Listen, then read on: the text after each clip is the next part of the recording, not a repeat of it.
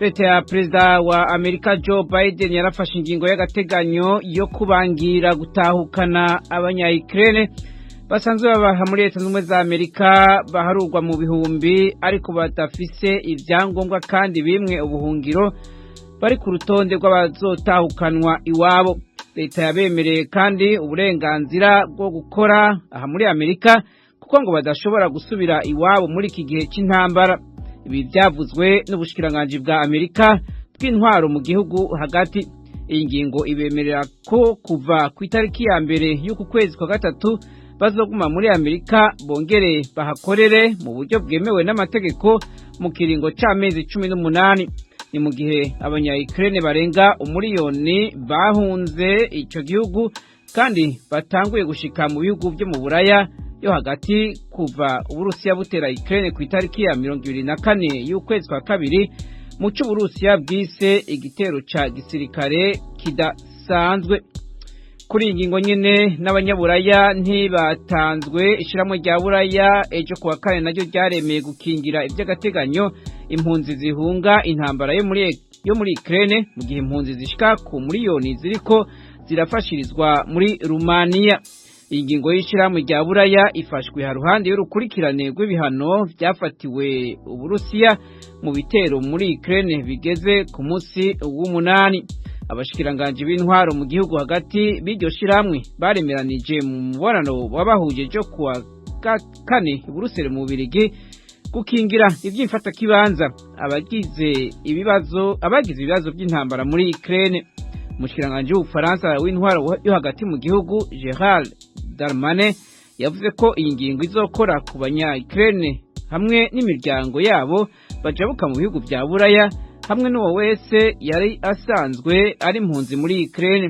Impunzi ziva muri Ukraine n'imiryango yabo zizohabwa uburenganzira bwo kuba ku mugabane wa Buraya no kwiga mu kiringo c'imyaka 2 ariko ivy'imfata kibanza. Kuri intambara nyene komiseri wa ONU yajejwe agateka ka muntu Michelle Bachelet yaragabishije ko bitero biriko birakogwa n'Uburusiya muri Ukraine ari kubangamira amahoro n'umutekano atari bwigere biboneka haraheze imyaka itari mike. Bachelet yabivuze ejo kuwa kane igihe hatangura ikiganiro mu kanama ka ONU kajejwe agateka kazina muntu kuri intambara ibera muri Ukraine.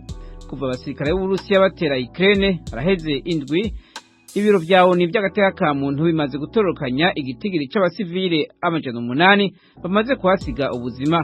Yavuze ko ivyo bitigiri bishobora kuba ari bito cyane. Ariko ambasaderi w'Uburusiya muri ONU i Geneve Gennady Gatilov nawe yaragirije leta ya Ukraine ko yakozeho nyabwoko ku banya-Ukraine bavuga ikirusiya kuva mu 2014. Ibi byabaye igihe Uburusiya bwigarurira izinga rya Crimea hacatangura intambara hagati y'abiyonkoye kuri Ukraine bo mu ntara ya Donbass hamwe na leta ya Ukraine.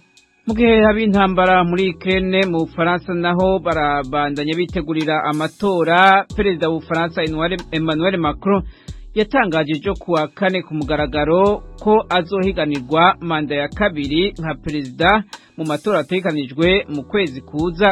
Intambara muri Ukraine ikaba yarasamaje amakungu itazotuma imyiyamamazo igenda neza muri ico gihugu nk'uko bayivuga. Iri tangazo ryari ryaratebejwe kubw'intambara iriko irabera muri Ukraine yatumye Perezida Macron afatirwa n'ibiganiro vya kidiplomasiya mu gihe kuri wa gatanu ari wo munsi wa nyuma w'abakandida wo kwimenyekanisha. Ibiharo biva mu matohoza yakozwe vyerekana ko Macron aza imbere y'abandi kubwo gushira umutima cyane kuri politike mpuzamakungu aho gushira umutima ku bibazo biri mu gihugu ciwe, navyo bikaba biriko bishigwa ko ingufu cyane nabo bahiganwa.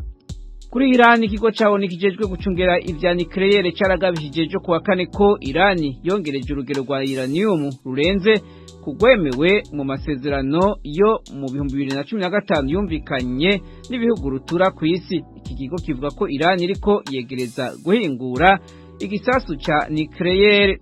Ikigo cawo nikijejwe gucungera ivya nucleaire kivuga ko ibitigiri bishasha vya uranium yerekana ko abari mu biganiro vya nucleaire na Iran bakwiye gukora basiganwa n'umwanya. nayo muri Afrika abategetsi ba Nigeria bavuze ko abajejwe umutekano bishe abanyagihugu abakora iterabwoba bashikamiro 200 mu gutana mu mitwe hakoreshejwe inkoho kwamaze iminsi 4 muri leta ya Niger iri hagati na hagati muri ico gihugu. Komiseri wa leta ya Niger ajejwe umutekano Emmanuel Umar yabitangaje ku wa gatatu mu kiganiro yahaye abamenyesha makuru. Umar yavuze ko kugutana mu mitwe kwabaye mu bice bitandukanye hagati y'umunsi w'Imana hamwe n'uwa gatatu. Avuga kandi ko hafashwe amapikipiki hamwe n'ibitungwa bitari bike. Abakomanda b'iyo migwi kandi nabo nyene ngo barishwe.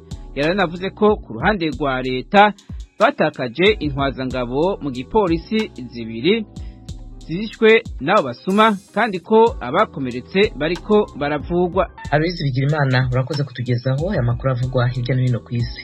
Mu kanya turajya mu karere k'ibiyaga bigari bya Afrika.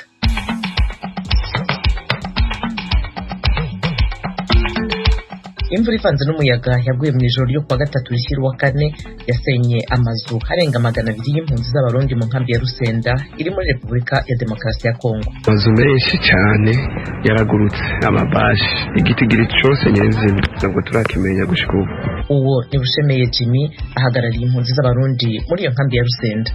Mu Rwanda ibiciro by'ibicuruzwa bitandukanye byazamutse ku masoko mu buryo butunguranye. Mu Burundi mu ntara ya Gitega mu murwa mukuru wa politiki harayafunguwe banki y'abagore kugira ngo badasigara inyuma mu iterambere. Mu Rwanda ababyeyi b'abana bafite ubumuga mu karere ka Kamonyi barasaba ubufasha bwihariye mu bijyanye n'insimburangingo n'inyunganirangingo bavuga ko zihenze. Ayo makuru hamwe n'ayandi twabateguriye ni mu kanya ku buryo burambuye ntimujye kure.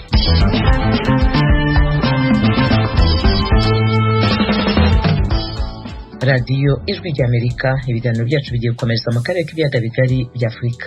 Mu Rwanda ababyeyi babyaye abana bafite ubumuga mu karere ka Kamonyi barasaba ubufasha bwihariye urimo kubona insimburangingo n'inyunganirangingo. Baravuga ko ikiguzi cyazo gihenze. Inkuru irambuye murayigezwaho na mugenzi wacu Eric Bagirubusa. Madame Rose Nyirarwimo ni umukorerabushake wita ku bana bafite ubumuga barimo n'abavukanye ubwo mu mutwe mu murenge wa Mugina mu karere ka Kamonyi intara y'Amajyepfo. Nyirarwimo nawe afite umwana w'imyaka 9 utarabasha gutambuka ngo agende. Arasobanura uko yabonaga umwana we w'umukobwa kimubyara nuko yiyumvaga. Namubyaye nk'abandi ku mezi 3 mbona atangiye gukura umutwe. Uzamwa amahanga ukuntu ubundi abo kuryama hasi. Niruka mu mavuriro namubyariye mu Ruhengeri njya CH igeze muri scanner ku mezi 5 babona afite amazi menshi mu mutwe yenda kurenga n'ubwonko ntabariza iruri nkimenye uburwayi bw'uwo munsi bamushyira ku iseta burengana n'agapira gakuru y'amazi kayanyara n'isahara cyagafite. Imana yakomeje kukamurindiramo nawe iramurinze. Nk'umubyaro rero narabyakiriye kuko narazereye nkajya nsanga n'abandi turi kimwe numva ko mbyakiriye atari jyenyine ariko ntaragenda numva bakari ishyano mbonye ariko ngeze mu mavuriro menshi anyuranye numva ndyakiriye nta kibazo. Nyirarwimo yatangiye akazi k'ubukorerabushake bwo kwita ku bana bafite ubumuga kuva mu mwaka wa 2017 aha ku Mugina. Ni akazi gakomeye kandi gasaba ubwitange nk'uko umuyobozi w'ikigo CFAPEC cyita ku bana bafite ubumuga Sœur Donatille Mukarubayiza bisobanura. Abakoranabushake akazi bakora n'aba bana aho babagejeje leta ishyira amafaranga ngenga y'imari nta nubwo yari kuboneka ariko ubwitange bwabo byonyine kuba ari n'umubyeyi uri gukora ku mwana hari imbaraga zindi amuha zirenze ukora akazi atashobora kumuha. Ibyo rero biba bifite akamaro ku bana. Kugeza ubu ikigo CFAPEC cyo ku Kamonyi kirabarura abakorerabushake bagera kuri 80 bakorera ku masite 18 yita ku bana bafite ubumuga. Imbogamizi bavuga ko bahura nazo zirimo izishingiye ku babyeyi babyara abana bafite ubumuga bakagira ipfumu ryo kubajyana mu bigo bibitaho. Umuyobozi w'ikigo CFAPEC agasobanura ko bakibona ko ibibazo biriho byabaye ngombwa ko bishakira ibisubizo. Kubera ibibazo by'abana bafite ubumuga twagerageje gushaka ibisubizo muri community. Twahuguye abakoranabushake. Ubu dufite abakoranabushake 80 bakorera ku masite 18 aho bakira abana hirya no hino. N'ubu ngubu turi guhugura abandi 30 kugira ngo bajye kunganira abandi. Ibisubizo rero biri muri community yongiye. abana bakirirwa iwabo abantu bakabihugurirwa. Ku babyeyi bafite abana bavukanye ubumuga bagasaba leta kubaha ubufasha bwihariye burimo kubabonera ikiguzi cy'insimburangingo n'inyunganirangingo. Akarere ka Kamonyi kakavuga ko bigoye ariko ko ku bufatanye n'abandi bafatanyabikorwa bagerageza kugenda bakemura ikibazo. Madame Marie Jose Uwizera ni umuyobozi w'akarere ka Kamonyi wungirije ushinzwe imibereho myiza y'abaturage. Insimburangingo zirahenda ariko nk'akarere turagerageza bitewe n'ingengo y'imari hari. Uyu mwaka wa 2020-2021 tumaze kugurira abafite ubumuga insimburangingo 27 niho tumaze kugurira insimburangingo. Noneho inyunganirangingo nabo tumaze guha 141 muri uyu mwaka, kandi n'abandi bagenda baboneka mu ngengo y'imari. Ubwo rero abafite ubumuga ntabwo tujya tuyibagirwa. Kugura rero insimburangingo n'inyunganirangingo byatwaye ingengo y'imari ingana na miliyoni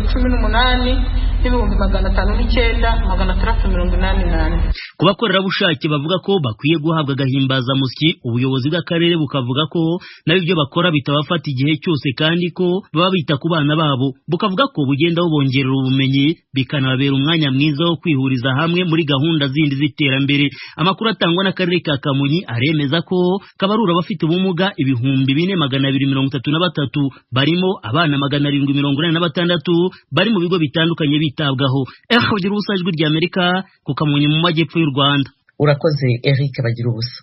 Tukiri mu Rwanda, ibiciro by'ibicuruzwa bitandukanye byazamutse ku masoko mu buryo butunguranye. Abaguzi n'abacuruzi ntibazi impamvu yabyo. Inkuru y'umunyamakuru w'ijwi ry'Amerika Asumta Kaboyi. Mu ntangiriro z'iki cyumweru nibwo ku masoko yo mu Rwanda anyuranye hatangiye kugaragara izamuka ry'ibiciro mu buryo butari bumenyerewe. Ku nshuro ya mbere ikiro cy'isukari cyavuye ku mafaranga 900 kigera ku 1000, none ubu kiragura 500 hamwe na hamwe ahandi ku 600. Ibi bijyanye kandi n'ibicuruzwa birimo amavuta yo guteka yavuye ku mafaranga 1800 arazamuka agera ku 2500 mu gihe cy'icyorezo cya COVID-19 bwo cyari gikomeye, none ubu nayo yageze ku 3500. Ibiciro bizamutse ku nshuro ya kabiri kuko no mu mwaka ushize byari byazamutse bavuga ko ikibazo ari icyorezo cya COVID-19. Ijwi ry'Amerika ryagiye mu isoko rya Kabeza riri mu karere ka Kicukiro mu mujyi wa Kigali, dusanga bitabiriye iryo soko bagabanutse. Kugeza ubu abaguzi n'abacuruzi baritana ba mwana, nta numwe uzaho iki kibazo cyakomotse. Ku isoko rya Kabeza abahakorera n'abahahahira baribaza uko bigenda byabayobeye. Hajyaga tubona abakiriya urabona ko iyi parikingi ibereye aho nta bakiriya barimo, ibiciro ngo byazamutse. Isukari iri kugura 500, ibirayi nabyo byazamutse biri kugura 350, igitoki na 260, nta nubwo biri no kuboneka. Bagabanyutse, urabona ko nta muvumo uri mu iri soko, nta bantu bari kwinjiramo. Abantu bagize ikibazo, nta n'amafaranga ari kuboneka. Nanjye ufite umuryango rero ubwo isukari urumva naza hano nakorera 2 cyangwa 3 ukavuga kuri bugura isukari 500. Reka ubwo nyine ni ukugura ifu y'igikoma bagashigisha umwana akakinyweraho. Ikibazo abaguzi bafite ni nacyo kigaragara mu bacuruzi. Kugeza ubu nta numwe usobanura aho iki kibazo cyaturutse. Uyu mucuruzi akorera muri iryo soko rya Kabeza mu karere ka Kicukiro. Birarenze cyane ibiciro. Isukari uyu munsi kuntu ihagaze iri kurangura 75. Niko uyu munsi basohora igiciro. Twajyaga ubundi yari kuri 50, yabanje kuri 48, ijya kuri 52. Uyu munsi ni 75. Ubwo icyo kugitangiye cya 6. Amavuta litiro 5 z'igihwagari turimo uyu munsi basohoye bavuga ko 62. Tugomba kuyacuruza wenda 17 niyo makeya. Yishyuye kuri angahe? Ubundi twatangiraga 14,500 tuyatangira kuri 15. Ubu ngubu uyu munsi litiro 5 za Crystal cyangwa iza Jumbo cyo kuzitangira 17. Ibi bari kuvuga ngo ni iranamba riri guteza ibibazo. Impuguke mu bukungu zemeza ko izamuka ry'ibiciro muri iki gihe ziterwa n'impamvu nyinshi, harimo izamuka ry'ibikomoka kuri peteroli. Habyarimana Straton, impuguke mu by'ubukungu, avuga ko ikibazo cy'ubwikorezi cyazamuye ibiciro ku masoko yaba mu Rwanda ndetse no mu mahanga, gusa akanavuga ko hari n'abitwaza intambara. Impamvu ya mbere ishobora gutuma ibiciro bizamuka nuko ibiri ku isoko n'ibikenewe biba bitandukanye. Iyo abantu bahaha ibyo bakeneye birenze ibyo abacuruza bafite ku isoko, byanze bikunze abacuruza kubera ko babonanye ko babahahira ari benshi bahita bazamura ibiciro. Ariko nanone ugasanga mu by'ukuri ibiciro ku rwego mpuzamahanga byarazamutse kubera yuko muri politiki ibihugu byinshi byakoze, habayeho ibyo kureba ukuntu byazahura ubukungu kubera covid, bijugunya amafaranga menshi cyane mu bukungu bwabyo. Ibiciro rero bizamutse ku rwego mpuzamahanga, ibyo duhaha hanze tubigura biduhenze. Umuvugizi wungirije wa guverinoma Alain Mukurarinda aherutse gutangaza ko abanyarwanda batakagombye gutungurwa nibabona ibiciro by'ibintu bitandukanye bizamutse. Avuga ko ahanini bizaba bitewe n'intambara ibera mu gihugu cya Ukraine hamwe n'ibihano byafatiwe Uburusiya. Asumta Kaboyi, Ijwi ry'Amerika, i Kigali. Asumta Kaboyi, urakoze. Mu Burundi, mu ntara ya Gitega, ku murwa mukuru wa politiki, ejo hafunguwe banki y'abagore. Umukuru w'igihugu Evariste Ndayishimiye witabiriye ibyo birori yamenyesheje ko iyo banki yavutse kugira ngo abakenyezi badasigara inyuma mu iterambere. Inkuru twateguriwe na Desire Hatungimana. Iyo banki y'abakenyezi ije gukemura ibibazo abakenyezi bahura mu iterambere ry'igihugu. Byashikijwe n'umukuru w'igihugu cy'u Burundi Evariste Ndayishimiye aho yariko yugurura ibanki y'abakenyezi mu ntara ya Gitega ku murwa mukuru wa politiki. Umukuru w'igihugu yamenyesheje ko yifuza ko mu butunzi haba kungana hagati y'abagabo n'abakenyezi, arico gituma abakenyezi bategerezwa gufashwa mu bijanye n'ubutunzi. Aho tuboneye ko igihugu cy'u Burundi ari imigwi ihambaye isa n'itibukwa mu bikorwa by'iterambere, ari igizwe ahanini n'abakenyezi n'urwaruka, uburongozi bw'igihugu bwafashe ingingo ihambaye yo guha akaryo n'amahigwe umukenyezi kugira ngo ntasigare inyuma mu kwiteza imbere no mu gutera mu iterambere ry'igihugu. Ishingwa ry'iyi banki ryisunze itunganywa ry'iterambere ry'igihugu muri wa mugambi nyamukuru wavuye mu 2018 uzoshika mu 2027, aho igihugu ciyemeje guha amahirwe angana mu bijanye n'ubutunzi hagati y'abagabo n'abakenyezi. Abakenyezi bakira neza uwo muzo w'iyo banki kuko benshi bemeza ko kuronka ideni mu banki ari kibazo. Cyane mvumenga bizotworohera gukora imigambi yacu natwe turonka aho twisuma mu gihe hari naho usanga hari abantu bafise amikoro make. Mugurose nk'abo muhurikira hamwe mu makoperative nk'uko ukaca usanga uragiye nko muri iyo banki bakabahangura ukaronka ahantu ushobora kuza uridandariza n'utuntu turengarenga kugira ngo uronke icyo sanasana mu muryango. Ndabahariwe Marie Salome arongoye iyo banki aramenyesha ico bazisunga mu gutanga ingurane. Ibanki y'imigambi n'iterambere ry'abakenyezi izoshira imbere gushigikira imigambi y'abakenyezi bahurikiye hamwe, haba mu mashirahamwe, mu makoperative, mu kubaronsa ingurane.